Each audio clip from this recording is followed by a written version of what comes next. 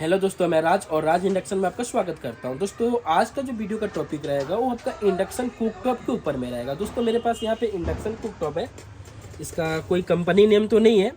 तो सबसे पहले दोस्तों इसमें क्या प्रॉब्लम है, मेरे पास डायरेक्ट कस्टमर ही लेके आया है। इसमें प्रॉब्लम है कि मेटल को डिटेक्ट नहीं कर रहा है, यानी मेटल को सेंस नहीं कर रहा है, यानी गर्म नहीं हो रहा है। ओके, तो सबसे पहले यहाँ पे देखेंगे दोस्तों, यहाँ से मैं सप्लाई देता हूँ, यहाँ पे हम ऑन करते हैं और यहाँ से मेटल को हटाएंगे तो यहाँ पे E0 आएगा। क्या आएगा दोस्तों? E0 आएगा। इसके ऊपर मेटल रखेंगे तभी भी क्या हो रहा है दोस्तों? E0 आ रहा है। ओके, ये इसका जो एरर है दोस्तों क्या है कि मेटल को सेंस नहीं कर रहा है, मेटल को डिटेक्ट नहीं कर रहा है, इसी के नाम से E0 आ रहा है। अब हम देखेंगे दोस्तों सबसे पहले इसमें प्रॉब्लम क्या है। ये नए लोगों के लिए वीडियो बहुत हेल्पफुल रहेगा क्योंकि मैं आपको बेसिक से बताने वाला हूँ और चेक करके बताने वाला हूँ, क्योंकि डायरेक्ट कस्टमर का आया हुआ है। तो डायरेक्ट कस्टमर का आता है तो आप कैसे रिपेयर करेंगे। तो हम सबसे पहले यहाँ पे देखेंगे, ये पीसीबी तो ओपन कर लेता हूँ और पीसीबी ओपन करने के बाद में सबसे पहले अगर ऐसा प्रॉब्लम आता है आपके पास में कि E0 आता है, मेटल को सेंस नहीं करता है, तो क्या होता है देखिए दोस्तों, अधिकतम क्या होता है कि आपका ये जो 5 माइक्रोफैराड कैपेसिटर है इसको आपको चेक करना है। बिना निकाले कैसे चेक करेंगे कंफर्म आपको मैं भी बता दूंगा। 0.33 का कैपेसिटर है, इसको भी आपको चेक करना है। ठीक है जी। दूसरी दोस्तों क्या होता है, ये दोनों कॉइल का पॉइंट है। ठीक है जी, कॉइल के कितने पॉइंट है? 2 पॉइंट है। अब दोनों कॉइल के पॉइंट से रेजिस्टेंस लगते हैं। कहने का मतलब क्या होता है कि यहाँ पे 350 वोल्ट है, तो 350 वोल्ट यहाँ पे है या नहीं है, इसको माइक्रो कंट्रोलर को पता चलना चाहिए। ओके, तो डायरेक्ट तो 350 वोल्ट से कनेक्शन करेंगे नहीं, क्योंकि माइक्रो कंट्रोलर पूरा क्या होगा, उड़ जाएगा, धज्जियाँ उड़ जाएंगी इसकी।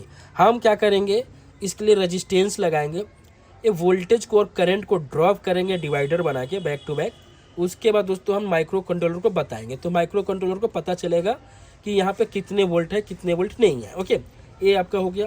तो हम शुरुआत कहाँ से करेंगे? शुरुआत आपको मैं पहले बेसिक से यहाँ पे शुरुआत करता हूँ मैं ड्राइंग के माध्यम से यहाँ पे।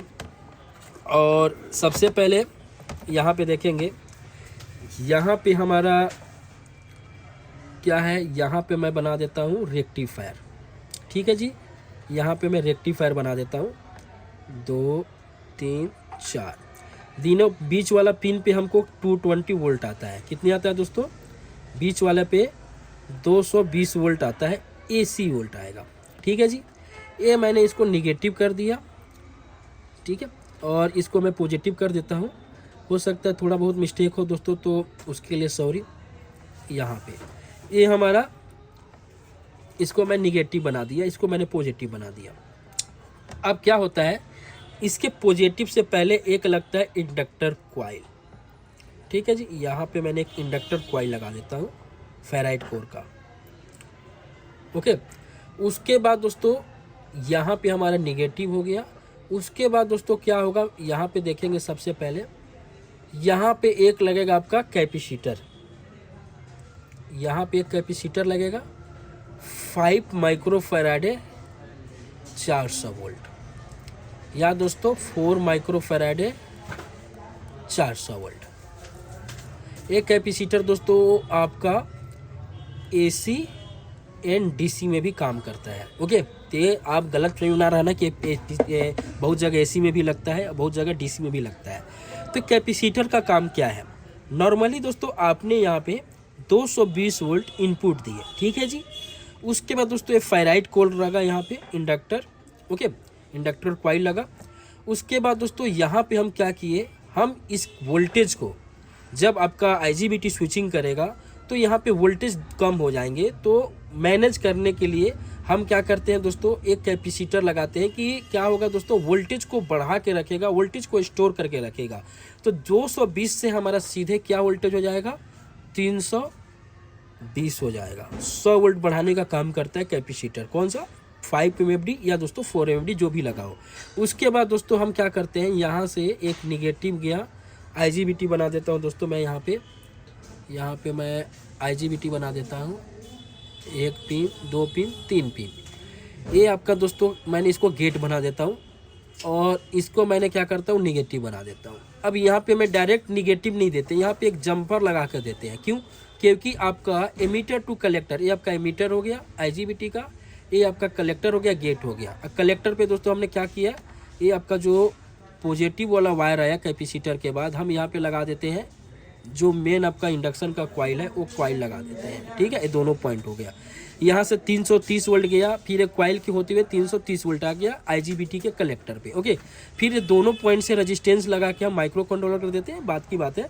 तो इंपॉर्टेंट क्या होता है दोस्तों, जब आपका IGBT emitter to collector switching करती है, जब गेट पे पल्स आता है, तो दोस्तों ये आपका जो जंपर है वहाँ से एक 1 के रेजिस्टेंस लगा के और सीधे हम माइक्रो कंट्रोलर को बताते हैं कि कितना करंट ले रहा है। ओके, तो ये काम आता है। तो सबसे इम्पोर्टेंट क्या होता है कि आप चेक क्या क्या करोगे, तो चेक आप करोगे, सबसे पहले आपको मैंने क्या बताया कि यहाँ पे आपने चेक करना है ये आईजीबीटी का 3 जो पॉइंट बताया। तो कलेक्टर पे दोस्तों जो कॉइल लगा है आपका मेन वाला कॉइल, वहाँ पे आईजीबीटी के कलेक्टर पे आपको 330 वोल्ट चेक करना है, सबसे इम्पोर्टेंट काम होता है। 330 वोल्ट आ गया तो आपका जो 5 माइक्रोफैराडे का कैपेसिटर है वो आपका सही है। ठीक है जी। उसके बाद दोस्तों जो कॉइल का दोनों पॉइंट से रेजिस्टेंस है, एग्जांपल के लिए मैंने यहाँ पे रेजिस्टेंस बना देता हूँ। ठीक है जी,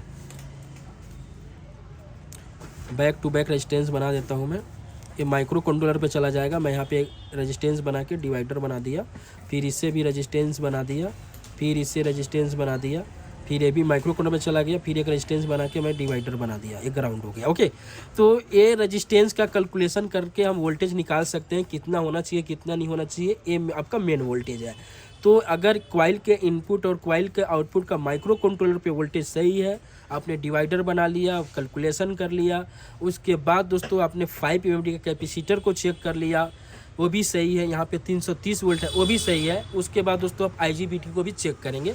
आईजीबीटी को चेक करने के लिए आपको बताता हूँ, सबसे पहले आईजीबीटी का जो गेट होता है और एमीटर होता है, हमेशा क्या होता है, यहाँ से 10K का रजिस्टेंस लगता है, या दोस्तों 4.7 किलो ओम का रजिस्टेंस लगता है।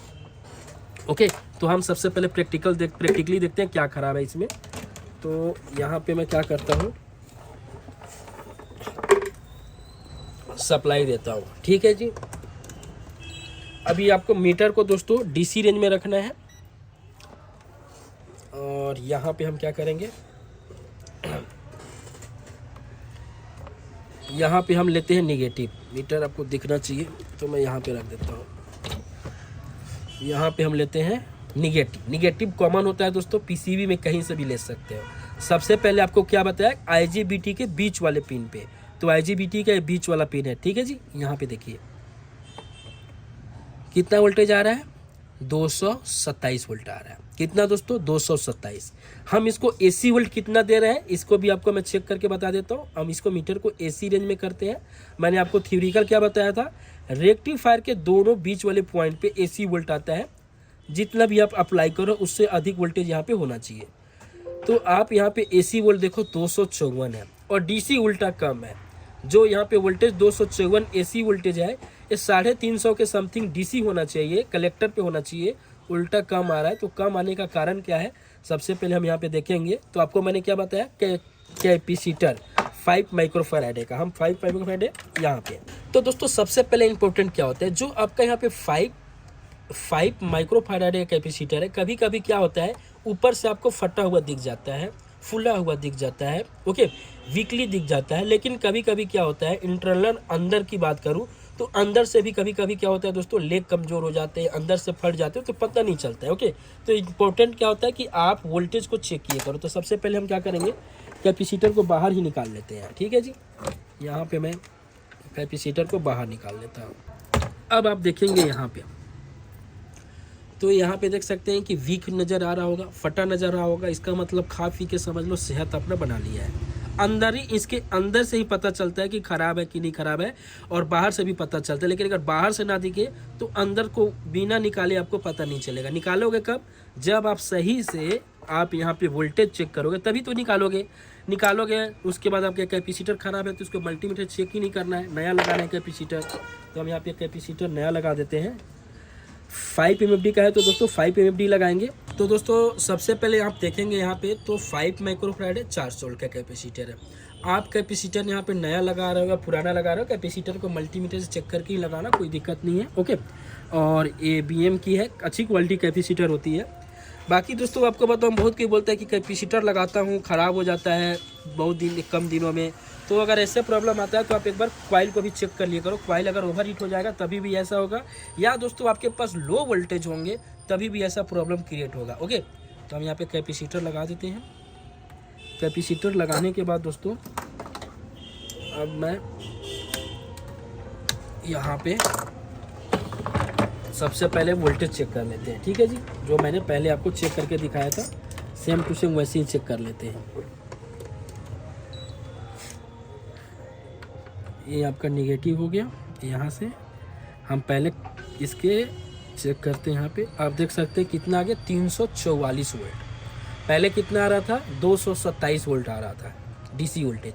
अब 344 आ गया। इसका मतलब क्या होगा दोस्तों, आपका इंडक्शन कुकटॉप काम करना चाहिए, मेटर को सेंस करना चाहिए, गर्म भी होना चाहिए, चाय भी बनना चाहिए, सब चीज़ काम होना चाहिए। ओके, तो हम सबसे पहले एक बार इसको फिट कर लेते हैं, इसको एक बार चेक कर लेते हैं। सबसे पहले यहाँ पे फोकस करेंगे। मैंने इंडक्शन कुकटॉप को मेन सप्लाई दिया, अभी हम इसको सीरीज में दिया और मेरा ये स्विच ऑफ पोजीशन में है, इसका मतलब सीरीज में है। ओके, यहाँ से ऑन करूँगा, ऑन हुआ, E0 आया, जैसे पहले आ रहा था वैसे आया। अब इसके ऊपर मेटल रखते हैं। ठीक है जी, मेटल रखा, जैसे मेटल रखा तो बंद हो जाता है। यहाँ पे देखेंगे तो क्यों बंद हो जाता है, ये हमने 2000 वाट में सिलेक्ट किया हुआ है और जो हमारा सप्लाई आ रही है ये 200 वाट के बल्ब के थ्रू आ रही है इसके नाम से, क्योंकि इसकी औकात नहीं है कि 2000 वाट को चला सके। हम इसको डायरेक्ट करेंगे। ओके, अब मैंने डायरेक्ट किया, इसमें जितना इसको चाहिए उतना पावर मिलेगा। ओके, यहाँ से अब 2000 वाट में हमारा इंडक्शन कुकटॉप चलने लगा। एम्पियर देखेंगे 7.5 एम्पियर है। वोल्ट के अकॉर्डिंग दोस्तों एम्पियर कम ज़्यादा होते रहता है। उसके बाद मेटल को हम आगे पीछे भी करेंगे तो उसके अकॉर्डिंग भी एम्पियर कम ज़्यादा होते रहते हैं, इसको भी ध्यान देना है। अब मान लो कि मेटल को आप इधर किनारे में रखे हो तो किनारे में रखोगे तो एम्पियर कम हो जाएगा। मेटल को बीचों बीच रखना है आपको, तो भी जाके आपका एम्पियर सही पता चलता है कितना एम्पियर ले रहा है, कितना एम्पियर नहीं ले रहा है। ओके, बहुत कोई क्या बोलता है कि 7 एम्पियर 8 एम्पियर लेता है तो उससे IGBT उड़ने की दिक्कत होती है, तो ऐसा कुछ नहीं होता है। बहुत सारे इंडक्शन कुकटॉप 8 एम्पियर भी लेते हैं, नॉर्मल इंडक्शन कुकटॉप। तो मेरा इंडक्शन कुकटॉप यहाँ पे रेडी हो गया। एक छोटी सी वीडियो थी दोस्तों, कैपेसिटर खराब थी, नए लोगों के लिए हेल्पफुल रहेगी। अगर आपके भी हेल्पफुल अगर आए होगी तो वीडियो को लाइक करें, चैनल को सब्सक्राइब करें। वीडियो देखने के लिए दिल से धन्यवाद। जय हिंद, जय भारत।